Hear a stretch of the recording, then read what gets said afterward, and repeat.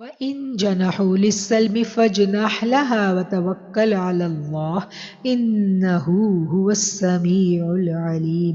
اور اگر وہ صلح کے لیے مائل ہوں تو تم بھی مائل ہو جاؤ اور اللہ پر بھروسہ کرو، بے شک وہی سننے والا اور جاننے والا ہے۔ وَإِن يُرِيدُوا أَن يَخْدَعُوكَ فَإِنَّ حَسْبَكَ اللَّهُ هُوَ الَّذِي أَيَّدَكَ بِنَصْرِهِ وَبِالْمُؤْمِنِينَ۔ اور اگر وہ چاہیں کہ آپ کو دھوکہ دیں تو آپ کے لیے اللہ کافی ہے، جس نے آپ کو اپنی مدد سے اور مسلمانوں سے قوت بخشی۔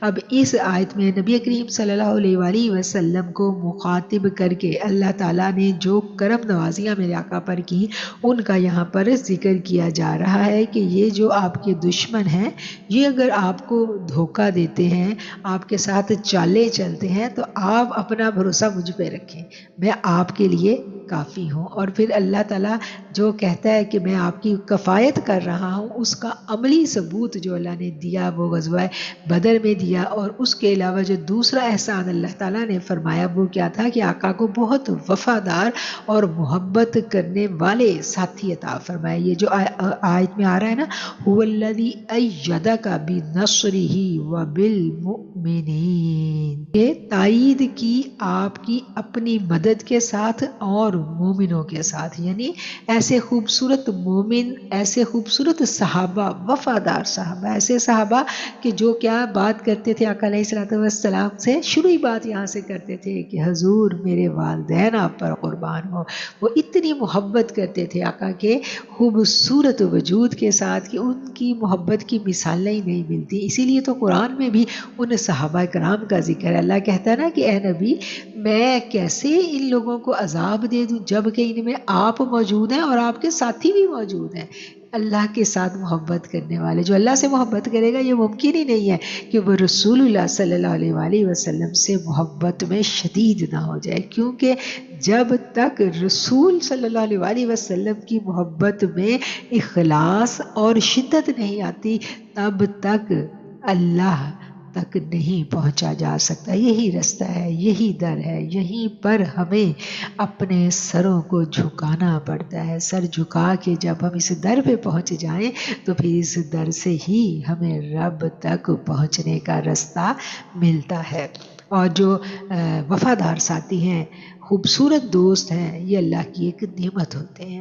یہاں اس آیت میں یہ بھی پتہ چل رہا ہے کہ یہ بھی اللہ کا ایک احسان ہوتا ہے اپنے بندے پر کہ اگر اسے اچھے دوست مل جائیں، اچھے ساتھی مل جائیں۔ ایک دفعہ کسی نے حضرت سیدنا علی رضی اللہ تعالیٰ عنہ سے پوچھا تھا نا کہ جب حضرت عمر کا اور حضرت ابو بکر صدیق کا دور تھا تو اتنی فتوحات ہوئیں، اتنے مسلمانوں کے عروج کا دور تھا، اور جب سے آپ کا دور آیا ہے تب سے مطلب وہ فتوحات اس لیول کی نہیں ہو رہی، تو اس کی کیا وجہ ہے؟ تو میرے مولا علی کرم اللہ وجہہ نے کہا تھا کہ ان کا مشیر میں تھا اور میرے مشیر تم لوگ ہو۔ تو کیا ہے کہ یہ ساتھی ہی ہوتے ہیں جو اپنے لیڈر کو آگے تک لے جاتے ہیں۔ اگر وفادار ساتھی مل جائیں، اخلاص والے ساتھی مل جائیں تو جماعت جو ہے وہ بہت اوپر تک چلی جاتی ہے۔ یہ ایک فرد کی بات نہیں ہے۔ اسلام جو ہے یہ انڈیویجول مذہب نہیں ہے، یہ اجتماعیت کی بات کرتا ہے، اور اجتماعیت میں ہمیشہ برکت ہے۔ جماعت کے اوپر اللہ کہتا ہے کہ میرا ہاتھ ہے، اور اجتماعیت کی برکت کیا ہوتی ہے کہ سب کے دلوں میں اخلاص ہوتا ہے۔